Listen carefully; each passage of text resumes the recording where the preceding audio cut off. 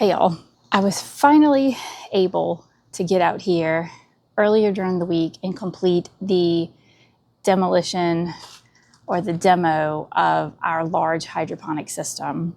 And I really wanted to start some more tomato seeds for that system for fall, but I needed to go through and kind of do some spring cleaning, summer cleaning, which it's always best practice to do between seasons when it comes to a hydroponic system like that. So what we do is we take a knife, we go around in a circle, essentially just cutting the root ball out of each of the buckets. And those roots actually are still holding a lot of good nutrients in them. So I will go put them around my other garden beds. You just don't want that much organic material breaking down in your hydroponic system.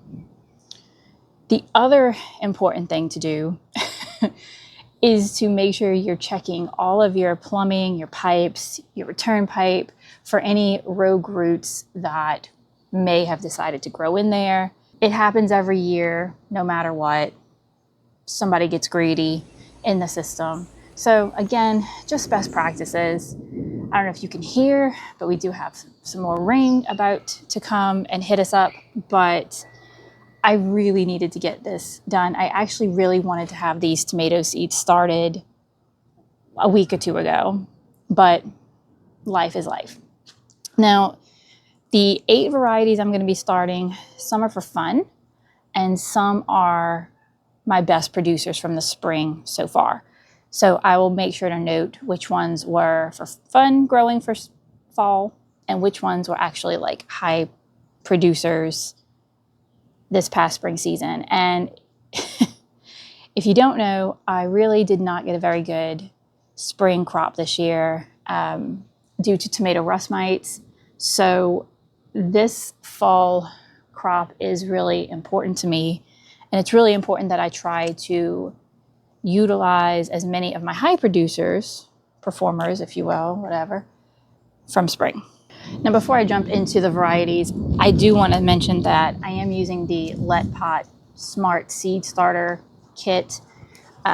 Anytime I need to start seeds that I know I'm going to have to babysit, and I don't want to put these in my greenhouse because that's where I had the mite issue earlier, I want these to be inside my house where I can keep an eye on them at all times and react quickly if I see anything acting up.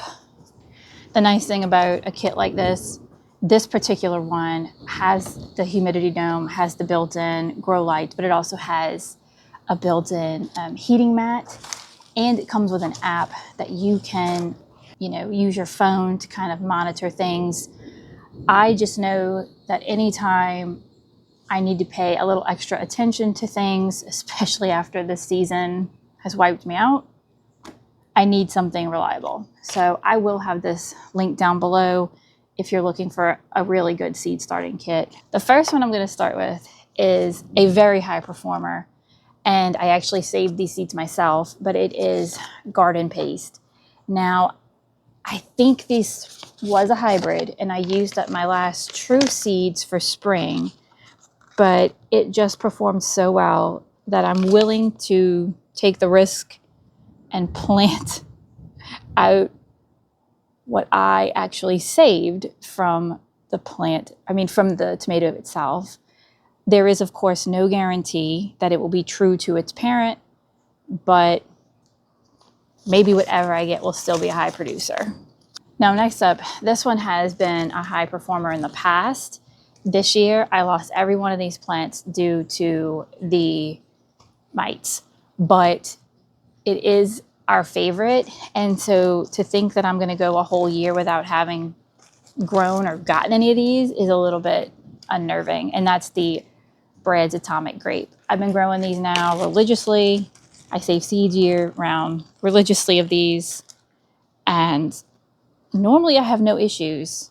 Last year, this was an experiment. It was my first fall tomato that I grew hydroponically, and it did fantastic. I had all kinds of fruit. It was loaded down until we lost everything in that first freeze.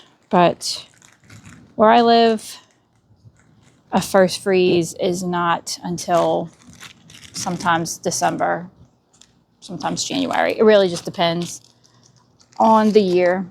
I've had it as early as Halloween, but that's more of an anomaly than not. Now, this one is an old favorite, but I didn't have seeds for the springtime, and I ordered them, and I haven't had a chance to plant them out yet. But that is the San Marzano. Again, I know I needed good producers. And the thing with San Marzano is I find it to be a little tricky. I find it hit or miss. Some years they do really well, and some years not as well. But I'm hoping that because I'm doing it in the fall, they should have a decently long growing time, and I'm doing it hydroponically, which I've said it before and I'll say it again. Growing hydroponically is like the ICU for plants. Now this one, again, I just didn't get any of these. They were new to me in the spring, so I was a little disappointed. And that is the Beefy Purple. I just am really hoping that I can pull something off this year. I swear, if this is the year we get an early frost, I'm gonna cry, which based off of how spring was, the spring season has not been kind to me. And summer is never kind to me here. It's been so hot. You come outside, you're out here 10, 15 minutes, you have to go back in. You just cannot stay out for longer than that at a time. I mean, I guess you could, but you certainly don't want to. This one, again, new to me for the spring, and I didn't get any of them, and that is the Sartre-Reloy. I was so excited about this one. This one was, I know people who grow it locally, and it is normally a giant producer, or I should say a producer of very large tomatoes, especially with that unique coloring. So of course I was excited, but and then to know that it handled our local climate well was exciting too, only to have them all be taken away from me. But we're not in the pity party anymore. We are looking ahead to brighter days. It is indeed raining. I don't know if y'all can hear that. Now this one was a really good producer. Despite all the odds and all the turmoil in my yard, this one did produce quite well. And that is the Speckled Roman. It was a pace variety, very unique striping on it. But again, it was a good producer. So I am starting more. We need all the help we can get. I mean, just standing in front of my freezer, seeing the lack of tomatoes, seeing the lack of spaghetti sauce and ketchup and barbecue sauce, it's just kind of been hitting me a little hard. I'm feeling some kind of way about it. This one, again, was a huge producer in the yard, and that is the banana legs. Now I know I've had a few people actually comment that they were good producers, but they weren't crazy about the flavor. I don't mind the flavor as far as for like sauce production goes. It's fine. It's on the sweeter side in my opinion, and it lacks a lot of like the depth and the acid. I know my husband, he made a tomato sandwich with it, and he wasn't that big of a fan because, you know, a true Southern tomato sandwich, you're typically looking for that more acidic flavor. But again, it was wildly prolific in the yard, both in the garden and hydroponically. So we're going to go in with more of these. Now again, I do think this was another hybrid. I need to get away from all the hybrids, but hopefully it'll produce as well as the mom plant did. Okay, the last one that I'm starting for fall is the Cherry Falls. I'm not normally crazy about cherry tomatoes, but I definitely fell in love with this, and it was largely prolific. And I just want another nice producer like that for fresh eating, salads, or even just roasting, making different little like chutneys and stuff. So I'm again using seeds I saved from spring because I'm trying to take as little chances as possible with poor germination. You know, this is truly the freshest the seed could be is straight out of your own yard. That way you know it hasn't been sitting for any significant length of time. All right, well, that's all of the tomatoes that I am starting for fall as of right now. I am known for changing my mind, but right now I know this is the 8 varieties that I want to rely on to produce.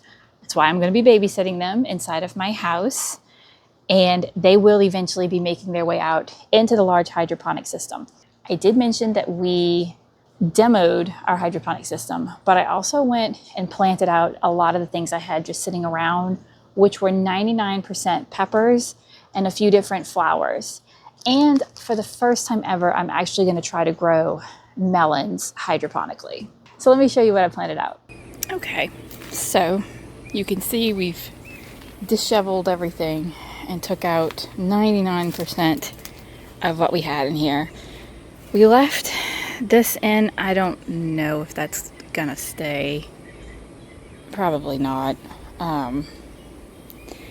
This one looks a little bit better, so we'll see. And then my peppers were falling over, so we got them back trellised.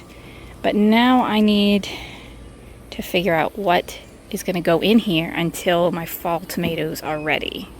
So I am going to be planting it out because I do have things that need to go out so that they can produce. Just not sure. I'll show y'all what I decide as soon as I'm done. Okay, so I have this planted out, and I must admit this took me an embarrassing amount of time to stop having analysis paralysis. These first 2 buckets are just snack peppers from the grocery store, seeds that we saved. My son really liked them. We'll see what we get out of there.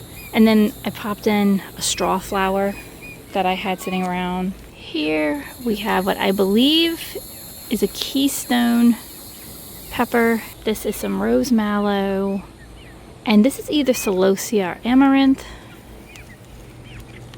Over here we have a corbaci and a paprika, a notapeno, which is just a not hot jalapeno, and a sugar rush stripey. Now that one is really hot. This is 2 diamond bell pepper plants. I thought they were a cool color. Is another cayenne and a volunteer tomato that I decided to leave. These were originally labeled as carnations, but that may be wrong. I'm not sure. And then I have a pepper here that I don't know what it is. Again, some more straw flowers. Here, this one's kind of interesting. That's not the right tag. This is Mexican sunflower and an eggplant. You can see they are tiny. I'm really running this as an experiment just to show what the hydroponic systems can really do. And in these 2 buckets, this is going to be new to me. I'm actually planting out some more of the Tahitian melons, which is that really big vining plant over there. I've never grown melons hydroponically, but I figure it can trellis up this way, get hooked onto the main trellis, and hopefully produce some fruit. And then over here, of course, I had the peppers that we left. That is a Thai pepper that is in there going gangbusters. You really only ever need one of those. Some pepperoncinis that I've been harvesting and pickling. This is a giant Marconi. And then my poor fish pepper that we lost. Well, y'all, thanks for hanging out with me today. Hopefully this produces me a bumper crop in fall, just so I have something to put away for winter. This has been quite the journey, but I appreciate you being here. And until next time, stay blessed.